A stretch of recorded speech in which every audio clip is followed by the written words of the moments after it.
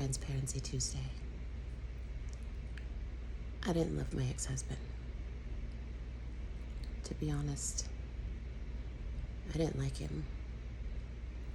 And I knew that as soon as I met him. But the kind of person I was, I just couldn't be mean. I was very honest with my friends. My best friend will tell you. But when he asked me to marry him, he asked me to marry him in front of my dad. And because I said yes, I kept my word. I was mean. I would say hurtful, degrading, emasculating things to him because I didn't want to be with him. I was not good to him at all. And it took me a long time to admit that. It's so easy to tell everybody what he did to me. Yes, what he did to me was horrible. But I'm not innocent. There's no comparison to who was more inappropriate to each other. I mean, I'm still gonna say he was, but I made it hard for him to be a man because I didn't see him as that. Not my man. I saw him as a burden. I saw it as something that I had to do. And the reason I had to is because for the first time, I had started to have a little bit of stability in my life. Not necessarily because of him, but he did contribute to it. And I had just had the twins put up for adoption. I was going through that process. I had my daughter. I didn't want to lose another kid. And so I was willing to sacrifice myself for my daughter. I didn't realize how much I was going to lose, though, or how mean and ugly I would become. When my two older girls were little, they were scared of me.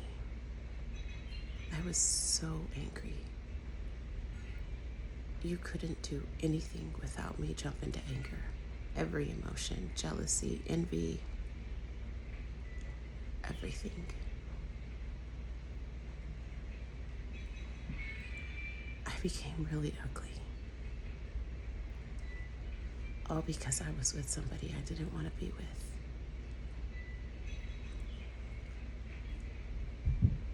I attempted to cheat one time. I'm not good at it.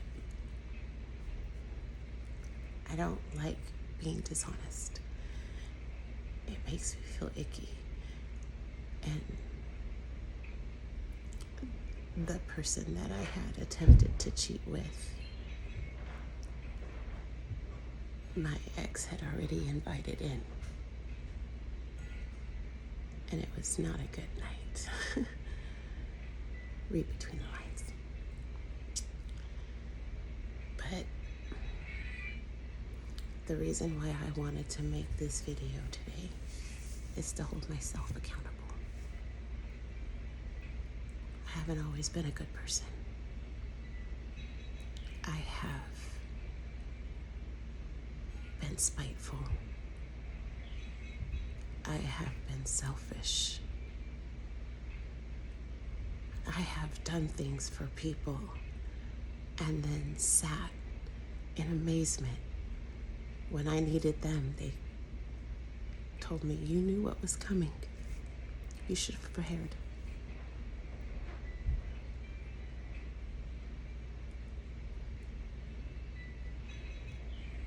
I was happier when I was bigger, because when I was bigger, I could hide my emotions better. It was easy to say, oh, I'm just self-conscious. I'm just dealing with being overweight, you know. I don't I don't like my body. I don't It was just easier to have that kind of thought. It was easier to be masked. And then in November last year is when my mask started to fall away.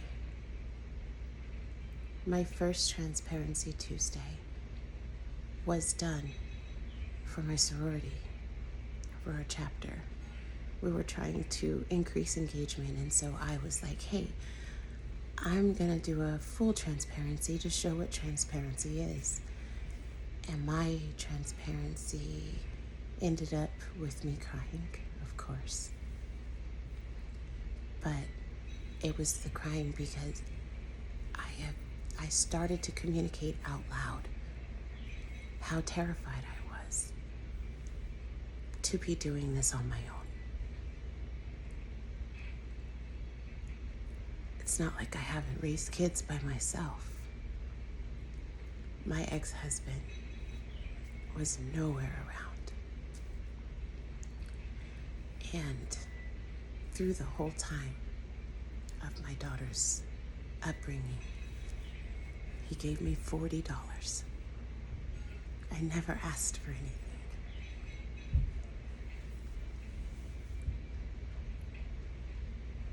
I didn't have my daughter to please him. I was gonna make it on my own. I've never been the person people wanted to help. Not that I haven't received it. But years later, my ex-husband stood outside my house and told me that he didn't want to have to take me to court to make me sell the house because he was still on it, because it was preventing him from getting a house. If that wasn't a slap in the face. I've raised our daughter and haven't asked you for anything. And because my credit was bad and I couldn't get refinanced, he held that over my head.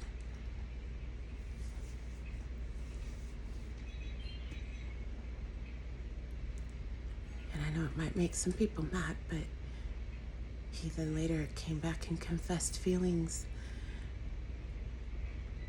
And I don't necessarily believe it. He was just in a really scary space, and so that's typically what people do.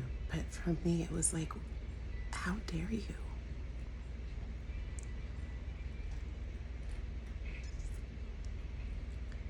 When he told our daughter that she couldn't go live with him because she was too much like me, that's when I blocked him.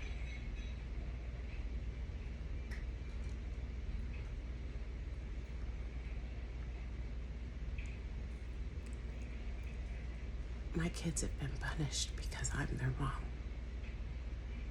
People don't like me and they take it out on my kids. Neither one of them have had a good life because of me. Because when people don't like me, they really don't like me.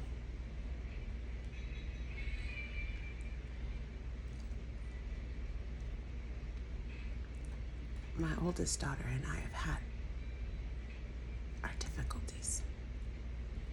She's the tougher side of my personality, so we butted heads a lot. I've had somebody try to come in between that relationship too.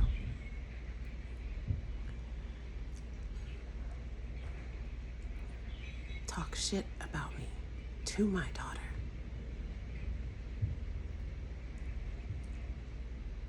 While trying to pretend to want to be in her life. The only time this particular person wants to be around is to find out information. And should they ever see this, they'll know who I'm talking about.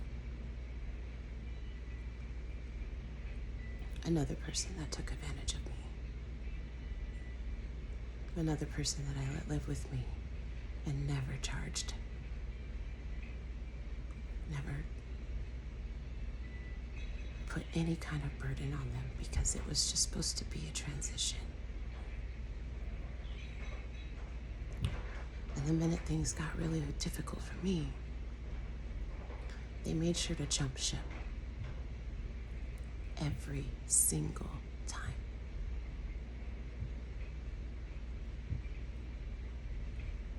But I am the bad guy in their story too. I'm the villain. And I'll be that. Because I've managed to just barely stay above water.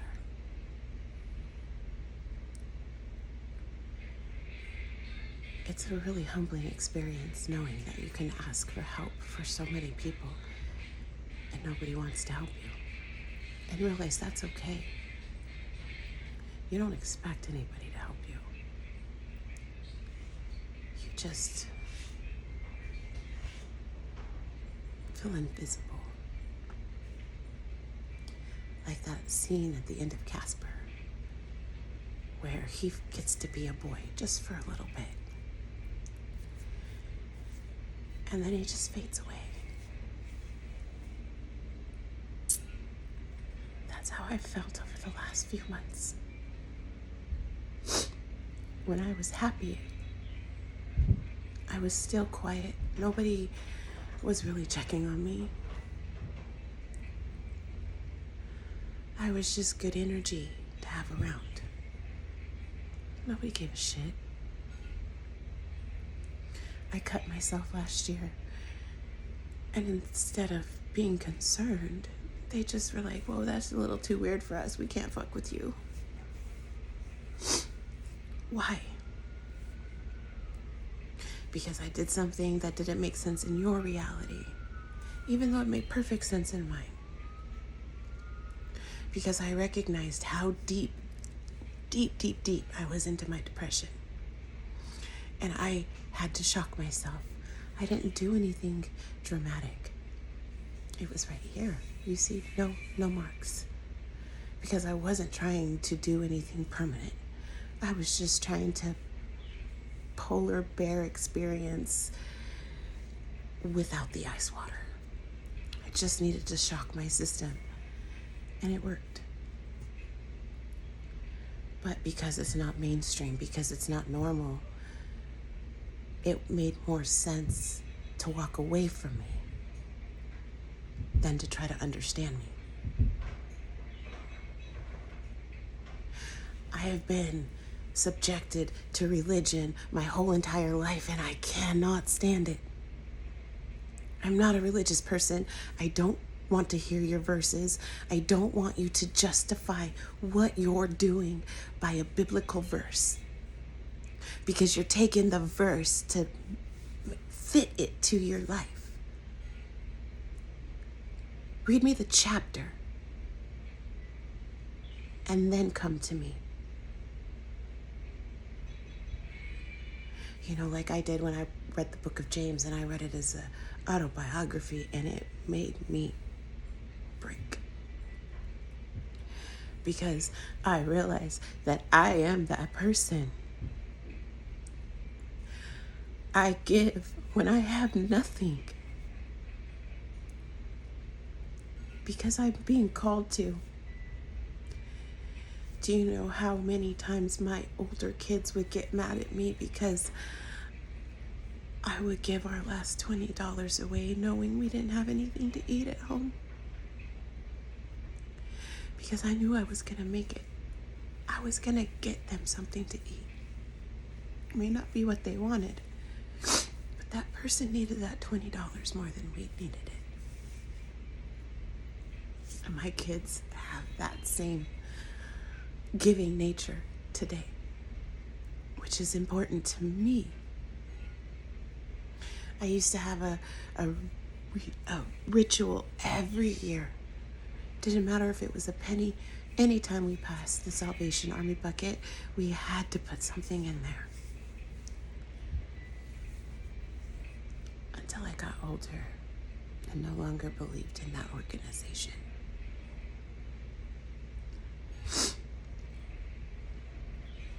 I told my kids as they were going through school, if you see somebody who doesn't have a friend, go be their friend. And I made the joke that I won't repeat here, but in all actuality, it was go be their friend because I was that person. I wasn't popular. I knew a lot of people. I could go hang out with the Cowboys. I could go across the street and ditch and hang out with the stoners at Red Mountain Park. I could be in the library with the geeks and reading, and because I'm really into romance novels and love. And so listening to people get lost in stories is very attractive to me. Not intimacy attractive, just watching somebody just get lost in the love they have for whatever genre they're doing. And so I learned how to read people. I would sit with the Latinas at lunch. And I felt so cool because the girl she said something, but she said plástico. And I was like, here it is. And they were like, whoa, you understood what we said? And I was like, no, context. You said plástico and it's just plastic with an O. So I put two and two together and I just knew. I didn't fit in with them though. I remember running the halls of Westwood with Jamo. She was really the only person who really welcomed me because I didn't fit in with the black people. I was too yellow. I wasn't black. I wasn't white.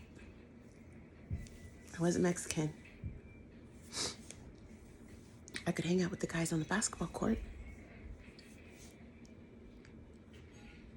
I remember having a crush on one of the people that I was hanging out with, and we're still friends today. But I went to get up off the ground and my lower half of my leg went one way and the upper half went the other, and so my knee dislocated. And I'm screaming because I'm in so much pain. And he came behind me and he picked me up. And when he picked me up, my knee relocated or went back into place, whatever it is. And I called him my hero.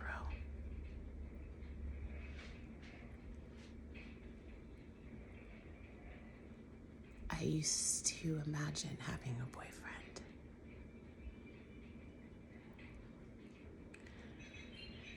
I was raised with my mom, so I never knew how to take care of my hair, and that's not her fault, but I was just homely. I didn't know how to take care of my hair. I was that light-skinned girl that would wear white to picture day.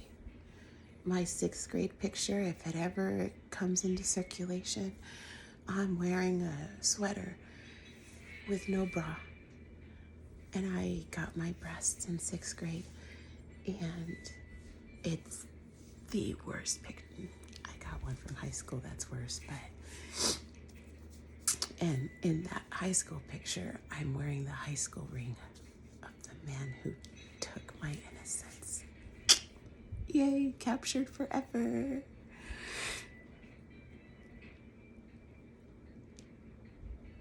I could so easily play the victim. I have been manipulated, and I have been taken advantage of, and I've been left for invisible. But I was a mean person. And I've been trying to make up for that the last 3 years, and I know that doesn't justify anything. I started to recognize how mean people are to each other. How nobody really listens to anybody. They just have to be right. I've had friends cross lines and blindside me, and then completely flip on me.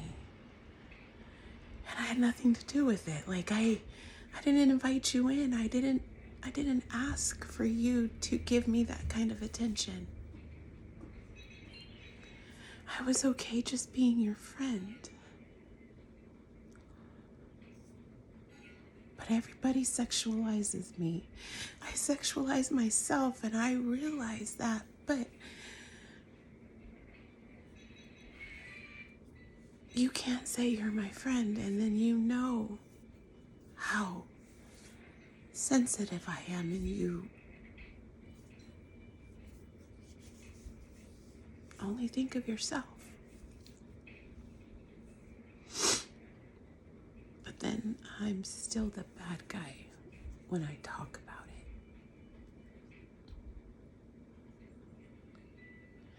There's a phrase I use. It's called the $40 conversation. And men have those with women often. Hey, baby, I've got some place for you to sit.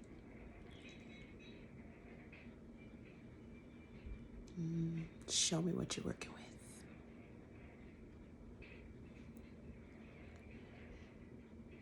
If you come suck my dick, I'll give you some money.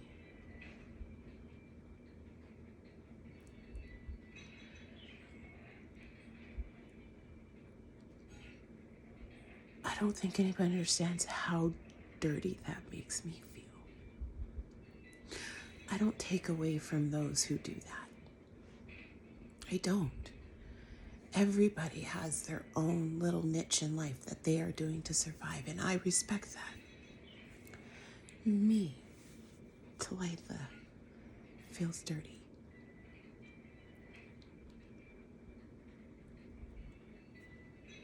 But I honestly have been feeling like that was my only option. I haven't done that yet, but I've considered it.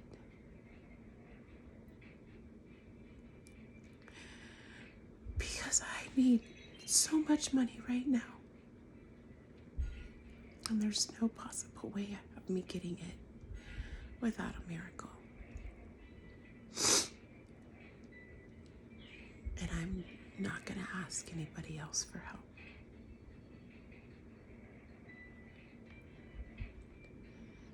Because I've done that out loud several times. And nobody responded to the call. That lets me know where I'm supposed to be. And I'm not being petty in that. That's a genuine, they weren't supposed to help me. I haven't learned the lesson yet. That's why there's been no change. I don't know what the lesson is. But I'm about to not have a car. I've got 2 little kids with autism who have very specific aversions to food.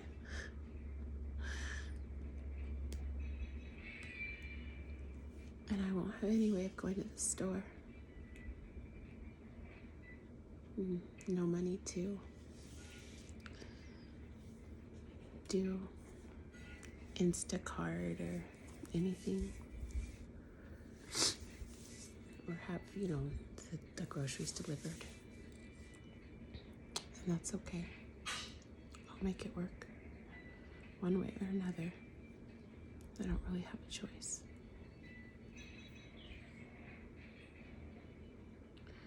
I know this is my karma.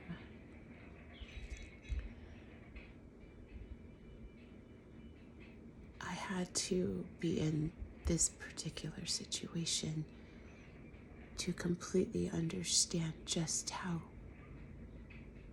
much I stand to lose, so I can appreciate exactly how much I have.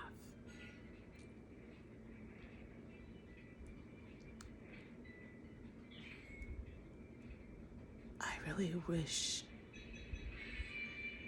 I could say to all of my kids, I'm sorry. My baby's awake right now, which she shouldn't be. So that's what you hear in the background. Her tablet. But I want to apologize to my kids and say that I'm sorry that you chose me for your mom.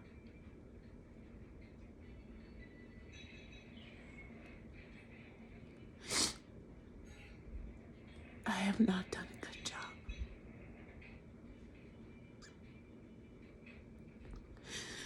I have let you guys down so many times. My older ones, I put my buka before them.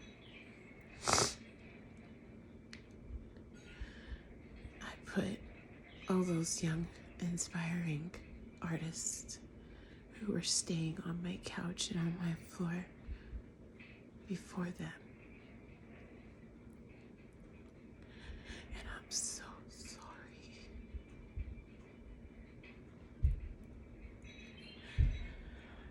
I made them feel so unloved that they always were looking out to get it. It hurt when they would always choose somebody else over me. But now I understand. I wasn't there for them. I was so caught up in trying to be everything for everybody else, except for the people who needed me the most.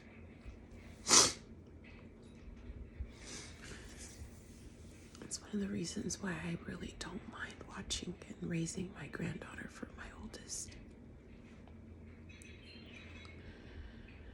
She didn't get to live her life the way that she should have, because she had to step up and be mom so many times. I depended on her more than I did anybody else. I broke her, and I'm trying to make it up to her. It's hard raising her daughter, but I would do it 100 times over, because that's my grandbaby. And we take care of what's ours. That's what my dad taught me. And then I grew up, and he won't even answer my phone calls. I'm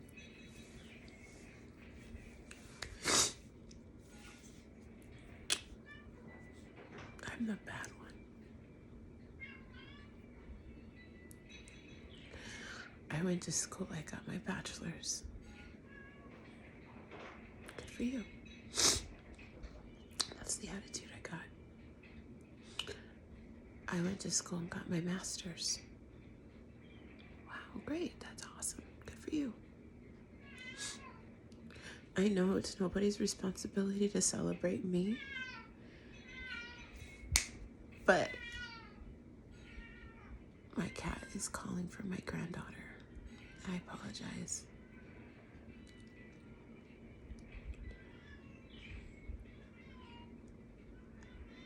Nobody celebrates me.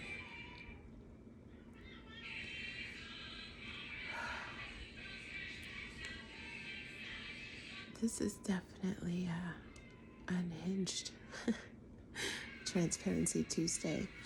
And there's no way to edit this, so you guys are going to have all this noise in the background.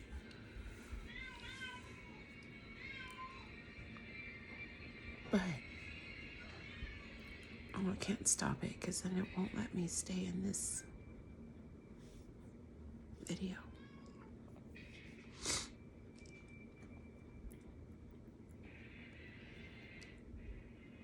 And I lost my train of thought. That happens so easy because there's so many thoughts in my head.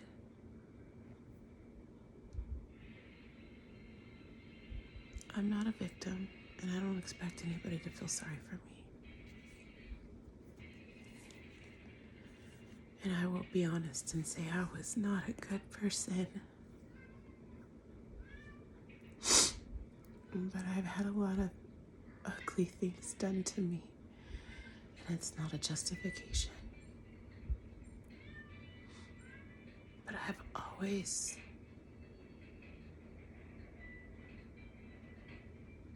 been weak. It wasn't until recently that I started to get stronger. And I got stronger. And then everything financially fell apart.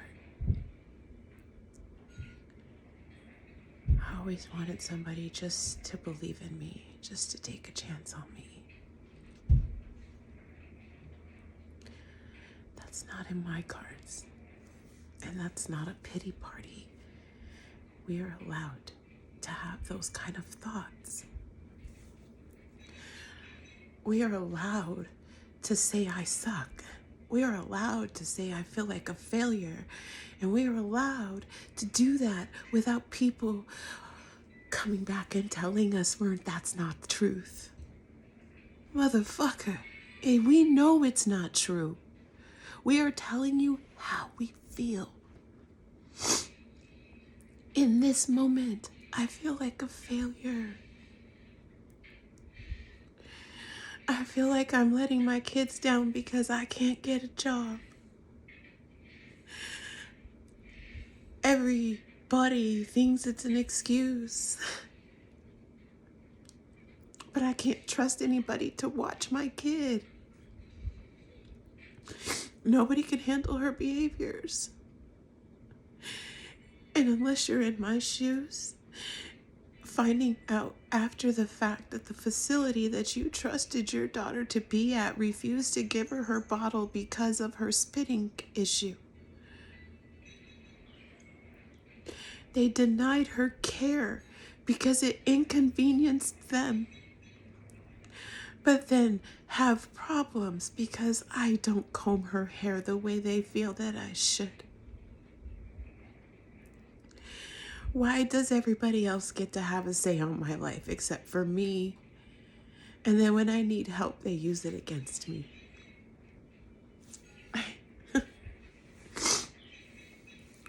It doesn't make sense. We punish people for being in hard times. We punish people for being not in a hard time. The people without are looking to the people with, and some of them are getting mad. Like, how dare you not help me? Who the fuck are you? I am that same person. Who am I? I don't expect anything from anybody. I don't. And even not expecting it, it's very humbling. When you probably could scream fire and nobody would turn.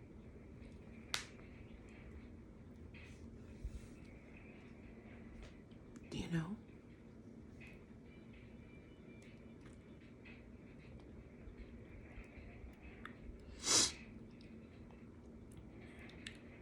When I started this video today, it was to hold myself accountable.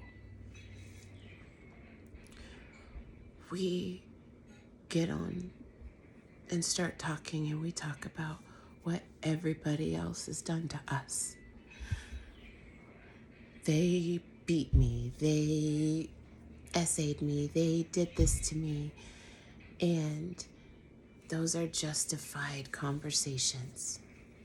They really are. Because we have to process what's done to us and how we feel. And then we also have to process everything else.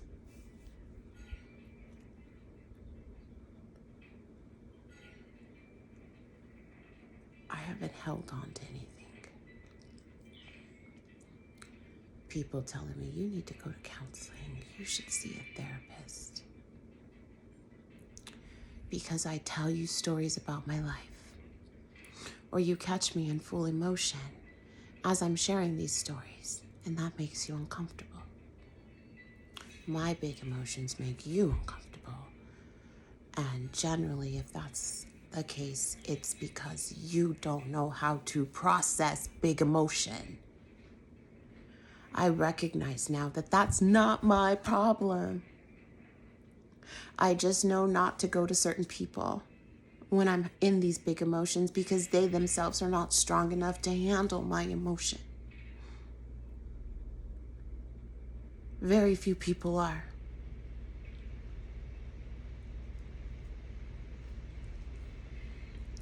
Because when I'm crying, I am genuinely in a childlike energy.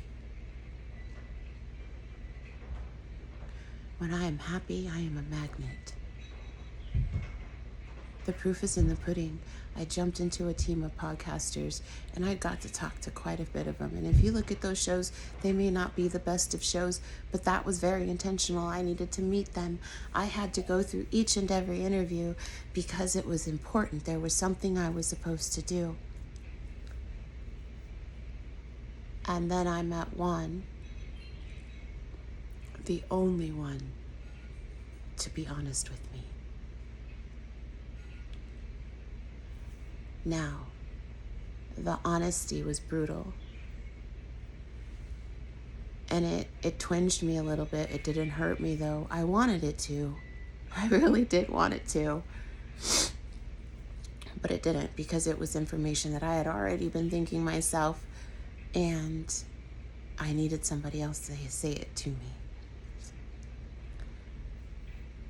When I started my show, Healing Out Loud, it was really going to be me talking with people. And in those conversations, I just wanted to love on them. And I did a good job of that. But my heart wasn't there. Because I still was not understanding what my calling was. I know I'm supposed to be on the stage. I know I'm supposed to talk out loud. I just don't know what I'm supposed to say because after a while, nobody's going to want to hear what's happened to me. Because then I'm basically building a platform of being a victim. And I'm not a victim. That's actually a big trigger for me. Do not call me a victim because I don't feel like I've ever been victimized. I've been placed in really horrible situations. I've placed myself in those situations. Had I have been stronger, I may not have been placed in those situations. Because when I tell you that my twins were born because I couldn't say no to their father. I told you guys and I've shared the first time I was ever in that kind of environment. It was taken and I said no in that situation and it wasn't heard. I've had objects, male objects, forcibly placed into my mouth to completion. And as I grew older, I had a real aversion to that. But then to be held accountable and be made to feel that if I didn't do that for the man, then I didn't love him. Because that's my only purpose as a woman is to make sure my man feels good. Not that I feel good. And fuck me, right? Because it wasn't until I met Squish that I knew what intimacy was, but I've already said that story a million times.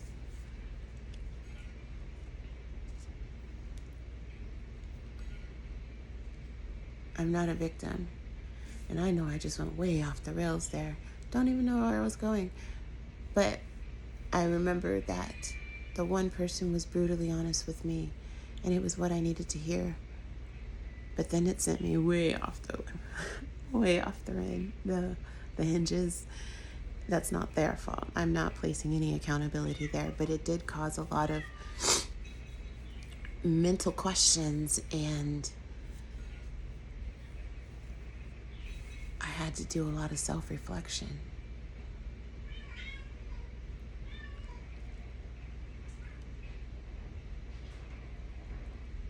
I don't know what's gonna happen.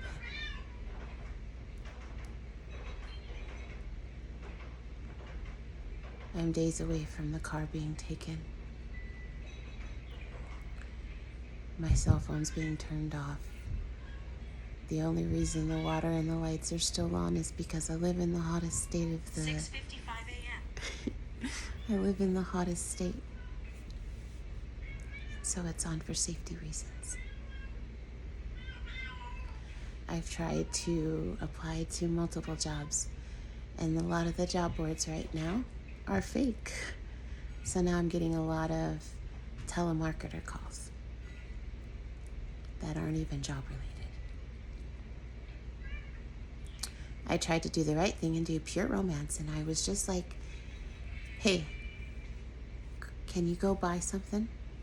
It's $20. Buy some body spray that you'll never use. Actually, if you do use it, Love Story is really good. Or if you're a guy, the blue bottle, not the gray one. The blue one will get you some.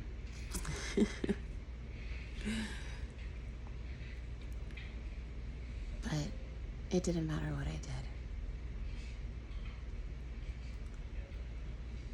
I hadn't earned that kind of respect yet from the world.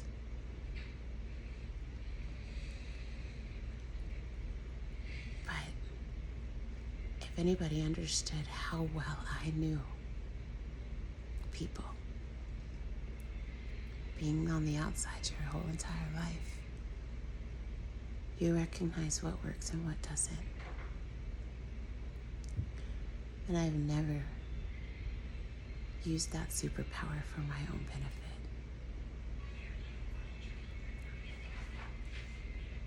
I know I have all the right key factors going on in my life right now that I could play on to get people to feel sorry for me, to play on their sympathies.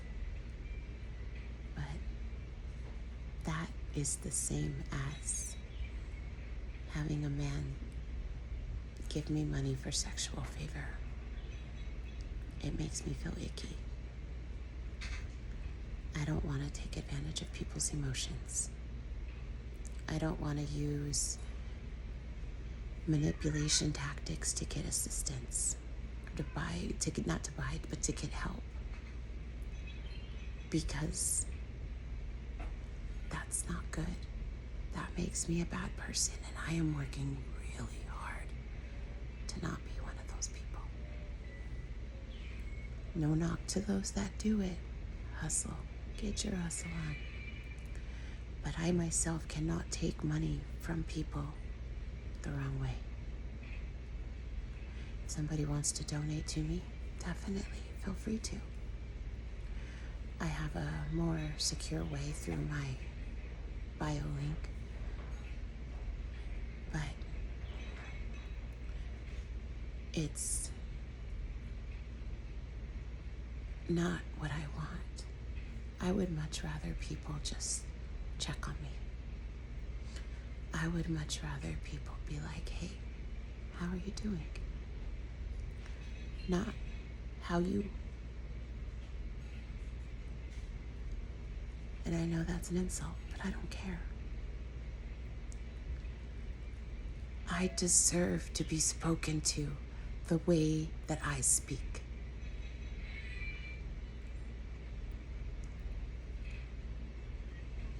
I am not a transaction. I am not less than because I've got a vagina.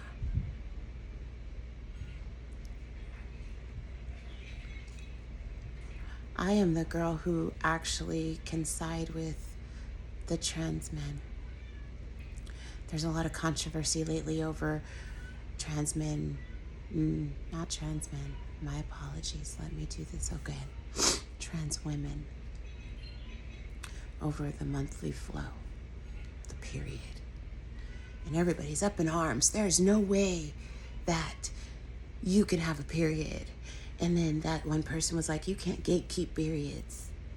But I just want to come to the table and say, as humans, both men and women have an influx of hormones every month, which would by rights for a trans woman.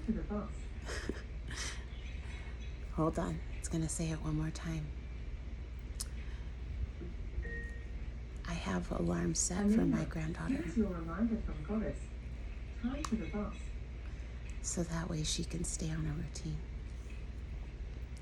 But as I was saying, men and women have a time of the month where they have an increased hormonal influx. Now, if you take someone who was born a man and then they make the change to become a woman, they now have female hormones that are going to increase on that same monthly cycle that they had prior. Now, with the increased female hormone, it's going to be a little bit more intense. So it'll be a period without bleeding. The same way that I, as a full woman, can have a period without bleeding. I have Mirena. I have period-like symptoms all the time, but I don't bleed. But in that comment, I have taken away from neither side. But it will still cause controversy because people need to argue. A lot of the trans women are just wanting validation. A lot of them do have their male mentalities still. And that could be frustrating. But they just want validation. They just want to be heard. If this woman is saying that she has a period, listen to her. Because she might have the feelings of the heaviness, the bloating. There's so many other things that happen during a period outside of the bleeding. But because it doesn't fit to our narrative, we have to fight it. It doesn't have to make sense to us. If that woman says she has a period, then by damn, she had a period. I'm not saying that she bled, but I can understand as a woman, especially from somebody who has not experienced the increased emotion before in their life. It could be hard for them. And they just need somebody to understand. But instead, we fight it. And then they get defensive. And then we're arguing. And then everybody's got an opinion. When all actuality, it doesn't fucking matter. If she says she has a period, okay, good for you. That is not going to change anything in my life.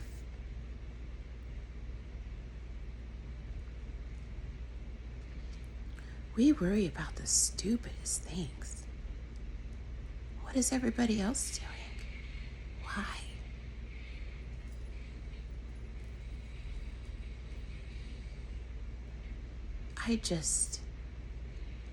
I feel like I'm an alien. I don't feel like I belong here. Because people are mean. And mean people suck.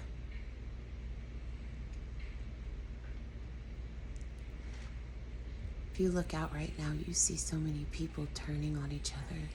There's more violence. The sun is hotter. Like, everything is just different from when I was younger.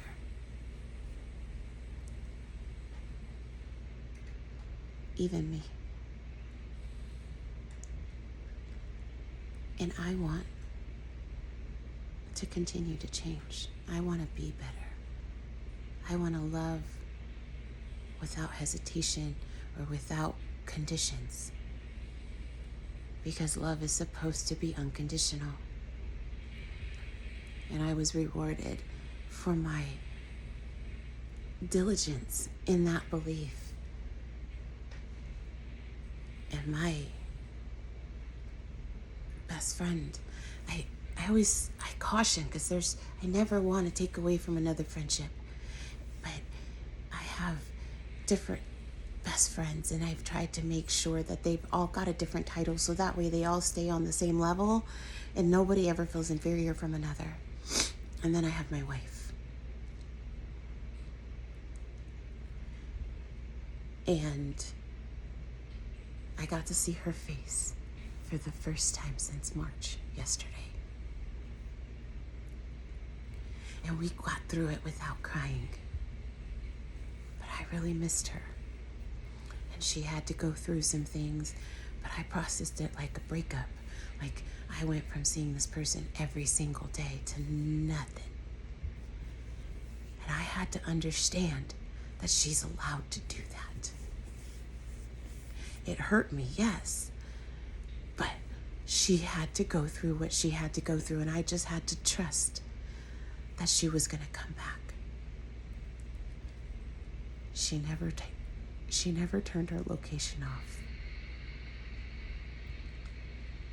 I did, because I was hurting and I didn't understand. But she told me she kept it on because she knew that I needed to know at all times where she was. That's love. And she was there for me again today in a major way. And I didn't ask for it.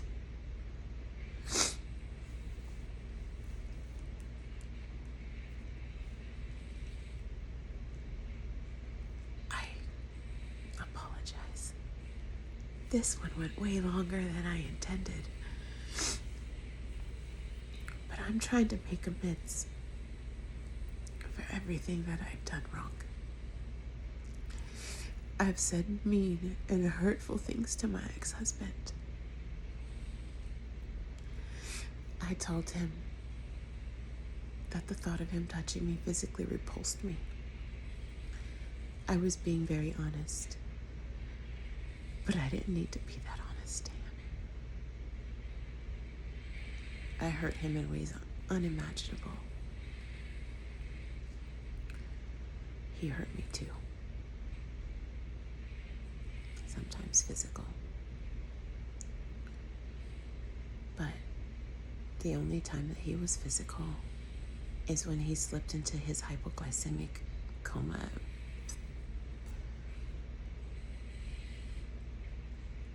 Outside of that, we just fought very violently. Not physical.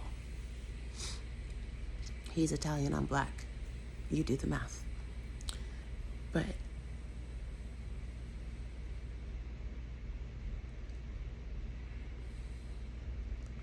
I've had many seasons in my life where I've had a nigga mentality. I could operate and be a man better than a man. I was good at it. I have tons of pictures in my phone of me and 623 throughout the years. Meeting in parking lots. Totally inappropriate.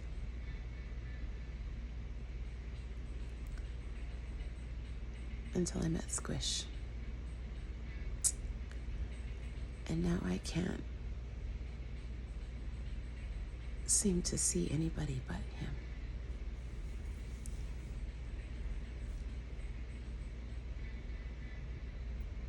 I truly am sorry. And I'm saying that to my ex-husband. And regardless of what is said, I know he still watches me.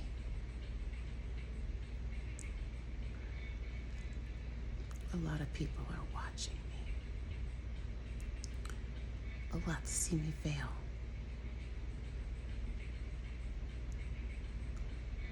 So many people are waiting to see me hit real bottom now. They need to see it because it's pissed them off that I seem to always manage to right before it all goes back. And even if I don't do it this time, I don't care. It'll hurt. I will go through those emotions.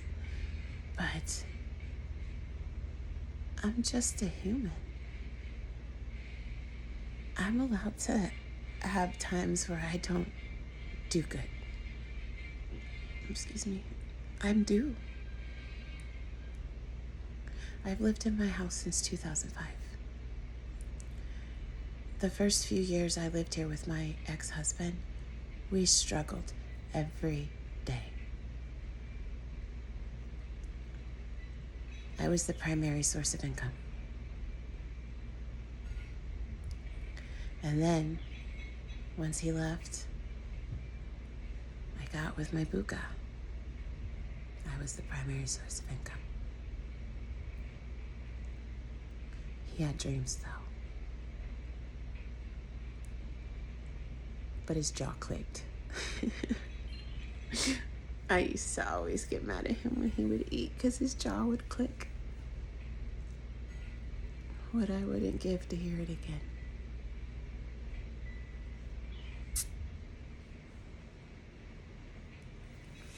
And then I met my milk dud. Well, I didn't meet him. I met him when I was 16. And then I got with him. And we got together in June 2012. And then that following year, he had a massive heart attack in which I saved his life. Isn't it ironic that I saved him, only for him to end up getting cancer?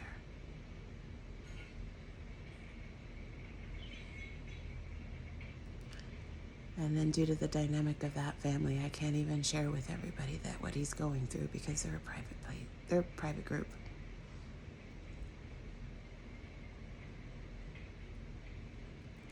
But what are you gonna do?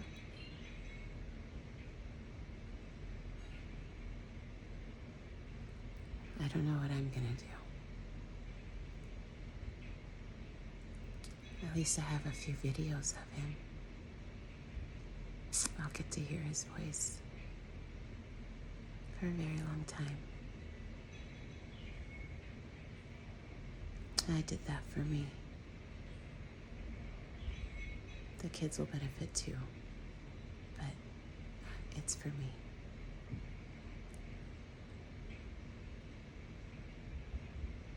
He's such an amazing man. He's an asshole. And he will tell you that himself. But he's also a recovering narcissist. He told me my love changed him.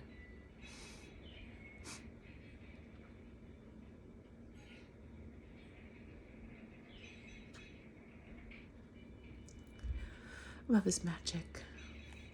It truly is. And I'm so honored that the love that I carry can do that. But I have now been talking for an hour, and because of who I am, I know I could probably talk for hours more. But the purpose of this whole video was just to take accountability from myself and say that I've spent so much time explaining how I'm a good person without truly showing and sharing that I always haven't been. I was a promiscuous girl, love was shown by you sleeping with me. If you slept with me, you loved me. And if I was loved, then damn it, I'm loved. It's not love. But I'm getting there. One day at a time. So, again, to my ex-husband, I apologize. I still don't like you. You're still gonna stay blocked. And I'm okay if we never talk again. What you did to our daughter is unforgivable. I encourage you two to have a relationship, and I know that you talk. That's good. My issues are my own. But let's be honest. It's best if you don't talk to me. Because if you ever cross the line again and tell me what you said to me when you thought you were going to leave this earth, I will be sure to tell everybody what you say. Because I will not be party to you being inappropriate, knowing you're married. It's been a few years since that happened. Yeah. I will be honest. I haven't talked to him in over a year. I don't even remember because it's irrelevant. But I am no longer going to be the girl that people can just say sexual things to and think that they can get away with it. Some people can, because it doesn't really bother me, but to some, be warned.